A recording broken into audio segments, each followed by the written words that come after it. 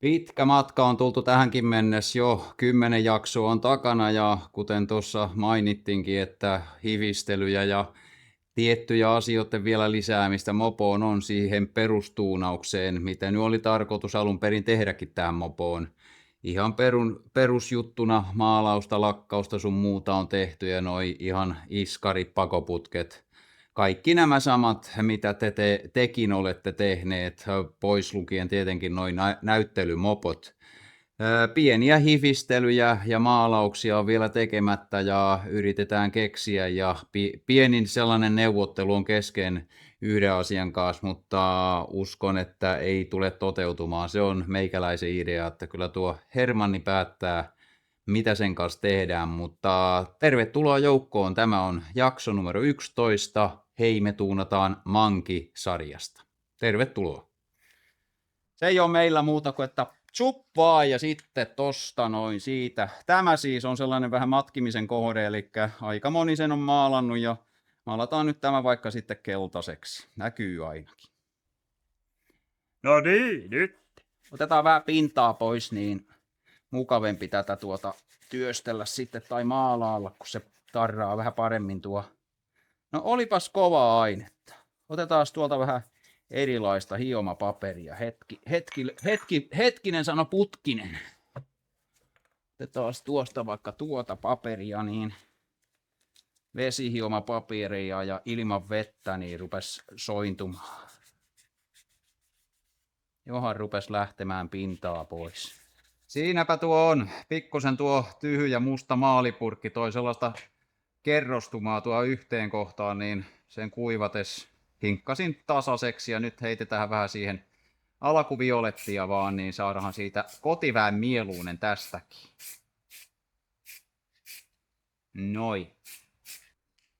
Noi. Siihen sitten toista kerrosta hetken päästä. Okei, ei muuta kuin lähdetään heittämään toista rinkiä tähän, niin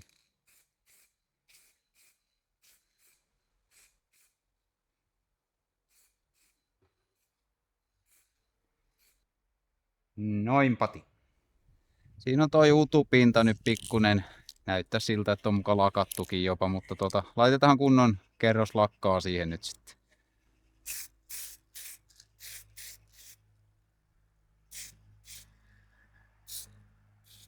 Noi. Siinäpä tuo. Aattelin sellaisen pienen hifistelyn koittaa tehdä. Mä ajattelin ottaa tämän rääkän täältä pois nyt. Miksikä te nyt kutsutta siellä päin Suomea, missä nyt ikinä oottekin, niin ottaa tämä rääkkä pois täältä ja maalata se vaikka kullan väriseksi. Katsotaan, onnistuttaisiko me se tekemään sille. Voi olla, että en tiedä. Voi olla, että menee pipariksi ja voi olla, että tulee hyväkin. Katsotaan. Sieltäpä toi tuli. Joo, kuten aiemminkin, annetaan vähän isän kädestä tällekin. Ja mä meinaan tämän pintapuolen vaan maalata tästä tämän puolen kullanväriseksi, mutta mä yritän sitten niin, että mä yritän peittää keskimmäistä nastaa vaikka maalarin teipin palalla. Mä en halua maalata sillä lailla ikinä mitään, että menee niin kuin ruuvikin maalaukseen, että se on niin tehdyn näköinen aina, kun joku maalataan niin, että maalataan ruuvikin. Niin. Okei, siellä on nyt tuo keskusta maalarin teipillä suojattu ja päästellään tää ihan tähän vaan näin kullan väriseksi.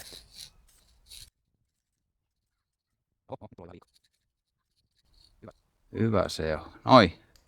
Siinä tuli komento korkeimmalta tasolta. Ei missään nimessä kullanväristä piippiä, rääkkää, tööttiä, mikä se nyt onkaan. Ei muuta kuin laitetaan violetiksi.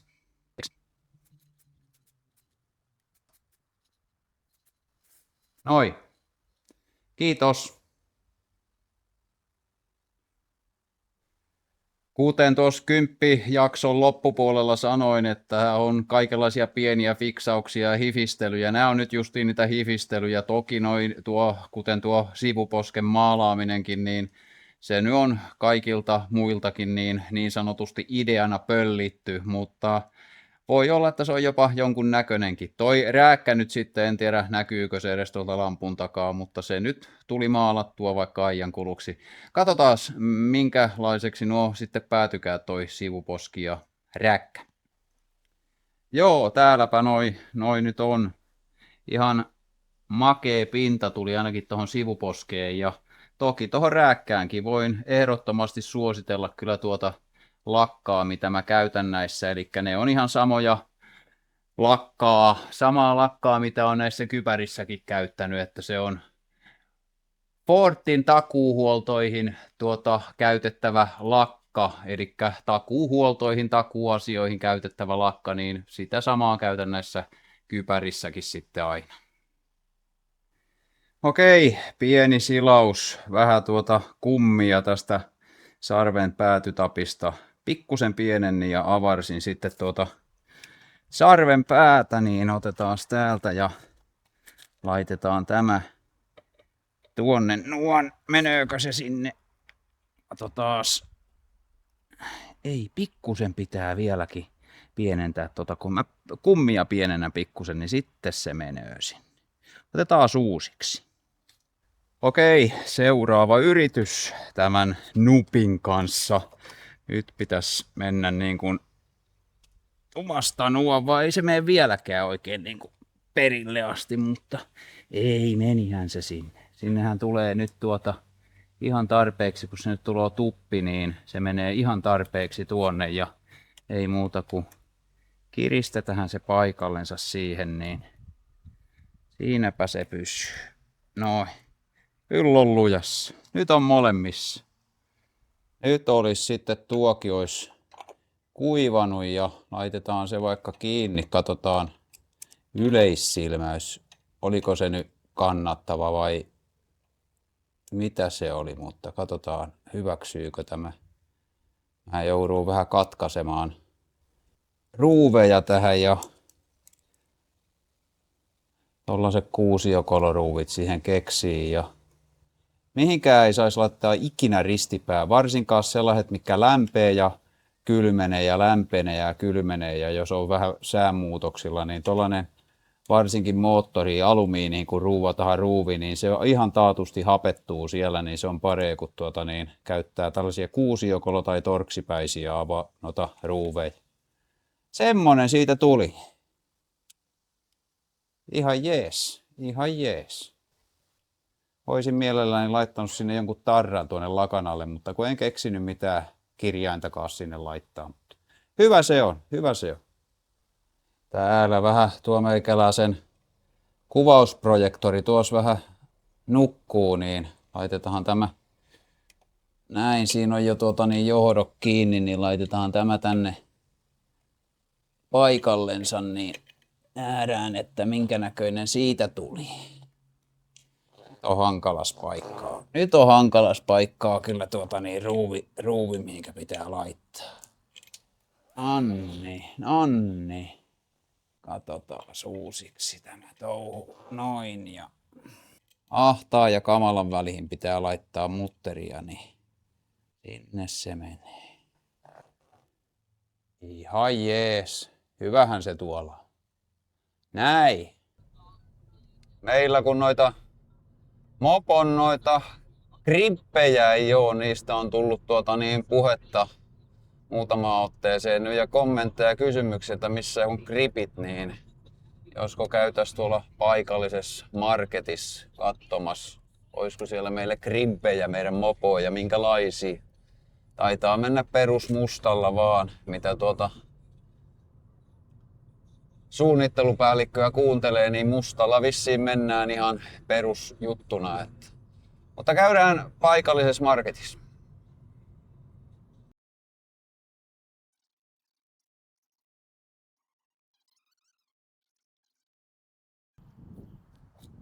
No joo, käydään katsomassa, löydettäisikö me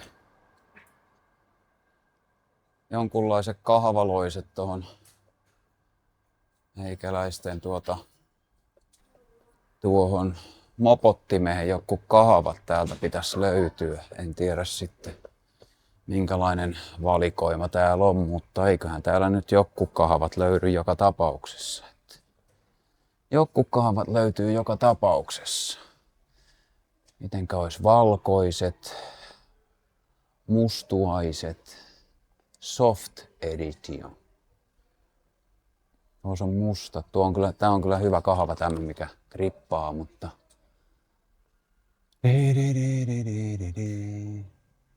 Eipä tässä oikein hirviästi vaihtoehtoja ollut, jos mustaa kahvaa hakee, niin...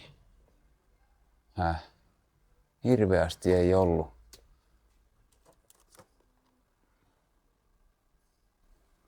Eikä tääkään nyt pahan näköinen ole tietenkään.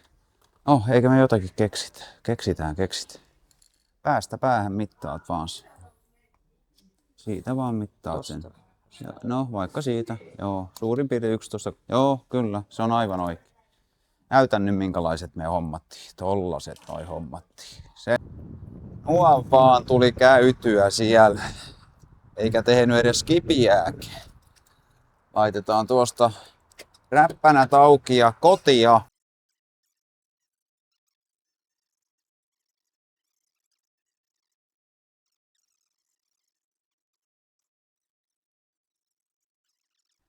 Ne oli nyt sitten tämmöset, mitkä tuolta valikoitui tuolta nimeltä mainitsemattomasta kaupasta, mutta tiedä sitten minkä laatuiset ne on.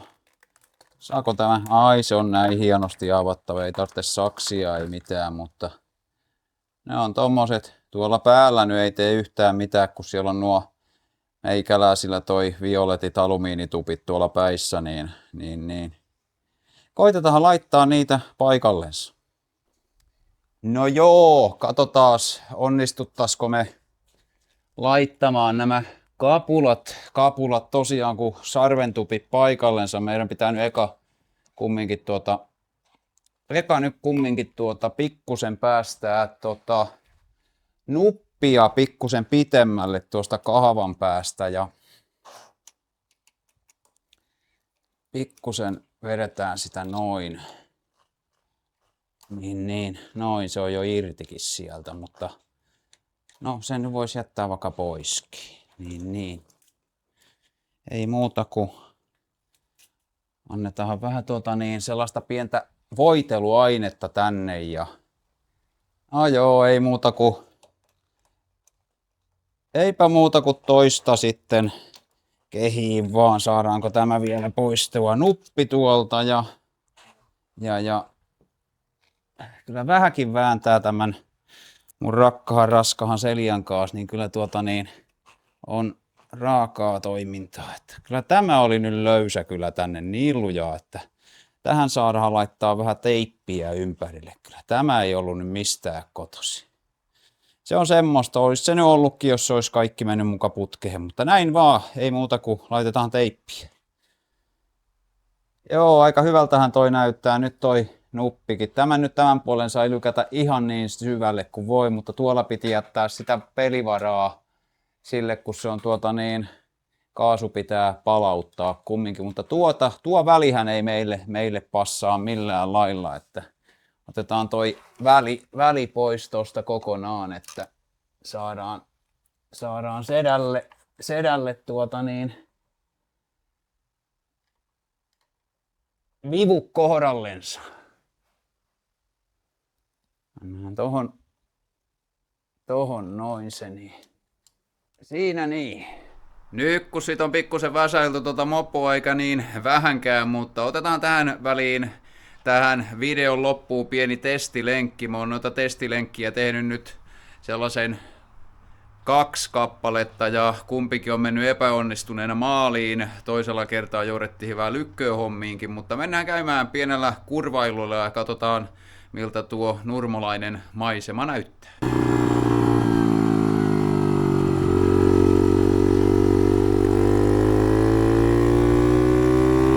Näin ollaan sitten paanalla ja ei muuta kuin vauhtia ja vaihteita. Sitähän se tämä reissu nyt sitten on. Katsotaan vähän nuoruusajan polkuja, mitä on mopolla kierretty ja näin poispäin, mutta nautitaan hetki aikaa tuon upean Lifan 50 moottorin murinasta.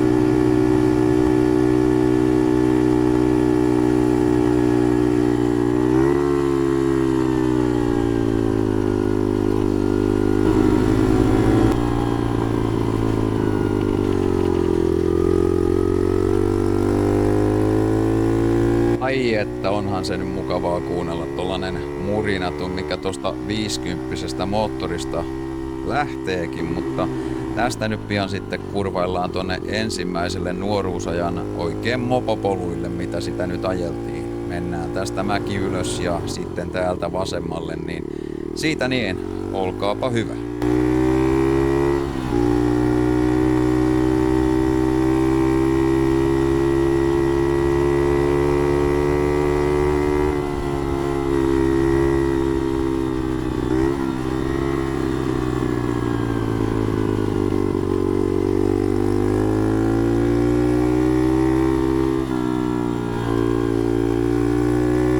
Tämä polku oli kyllä ahkeras käytös silloin mopoijassa. Tästä mentiin tuonne nuorisotalolle yleensä ja tää oli niitä mukavimpia, kun pinta on tasainen ja vaikka soralla oltiin, niin tosi mukavia reittejä. Ja nyt sitten mennään tuonne Koetin kivelle niin sanotusti. Mennään tuonne mettäpolulle, oikein kunnon mettäpolulle, jossa tuli muutaman kerran poimittua kunnolla mansikoitakin. Eli mahalaskuja saatiin kyllä aika useasti.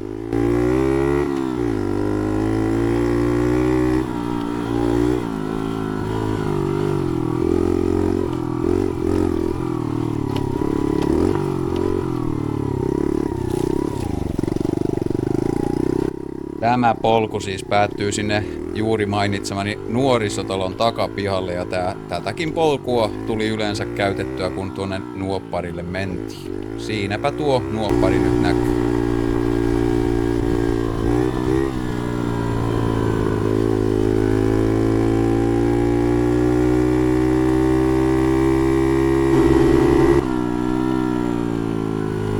Nyt suuntana olisi sitten tuo Tanelinrannan uimaranta, siellä nuorisoporukkaa yleensä on ja siellä käyn tervehtimässä tätä nuorisoporukkaa. Ei muuta kuin käydään siellä kattoos paljonko kavereita siellä on paikalla.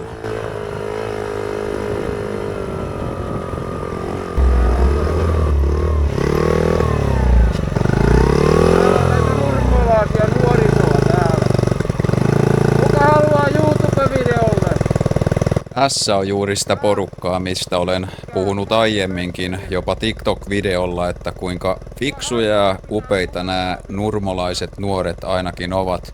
Tämän tyylin, kun he omaksuvat tuonne aikuisuuteen asti, niin näillä ihmisillä ei ole härähippalesta. Todella fiksua porukkaa. Terveisiä sinne teille kaikille.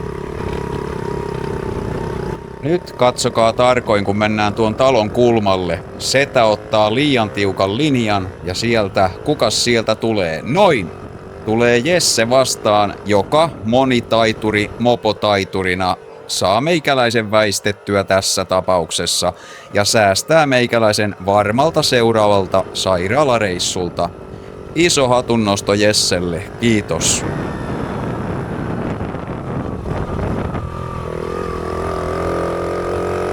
Tässä sitten perinteinen lifan rasitustesti. Päästäänkö ylös? Kyllähän se sinne ryömii. Upeeta, upeeta. Semmonen oli se ajelulenkki ja hyvin ollaan terveellisesti perillä. Eli mopo toimii niin kuin pitää ja ei siinä. Pikkusen haluaisin nyt ruveta näitä iskareita tästä tekemään. Meinaan tuolta siis ottaa, kyllä koittaa tuota pientä mutteria eka pois, niin sillä mä saisin pikkusen sitä alemmas tuota peräpäätä. Ja sitten jos olisi mahdollista, niin sahais tämän mustan osan päästä pikkusen pois. Silloin pitää varmaan sitä jenkatappiakin sieltä lyhentää, niin saadaan tuotua tämä niin kuin korkeammalle. Mutta varmaan otetaan toi mutteri nyt ensiksi pois ja katsotaan paljonko se sillä laskee. Että mopon asento on niin, että vähän reilun sentin se on alempana tuo ylärunko tuolta kuin tämä ylärunko täältä. Mutta katsotaan, tutkitaan lisää sitä sitten. Tutkitaan lisää. Ja ei muuta kuin se oli semmonen jakso, tää jakso 11. En tiedä paljonko me saadaan sitten aikaan tästä vielä jaksoja. Ajeluvideoita tulee kyllä tulevaisuudessa, se on ihan tosi, mutta mä kiitän sua, kun olit taas joukos ja koko sarjan ajalta kiitän. tässäkin kohtaa jo, tiedätkö se 12 osa sieltä vielä tietenkin tulee, mutta joka tapauksessa kiitän sua mukanaolosta, kommenteista, tykkäyksistä, jakaa näitä videoita, jos on vain mahdollista, niin saataisiin tähän kanavalle enemmän noita seuraajia ja päästäisiin tonne omaan haaveeseen 1000 seuraajan rajapyykille. Ei muuta kuin katsotaan ja kiitos mukanaolosta. Nähdään seuraavassa videossa. Moikka moi!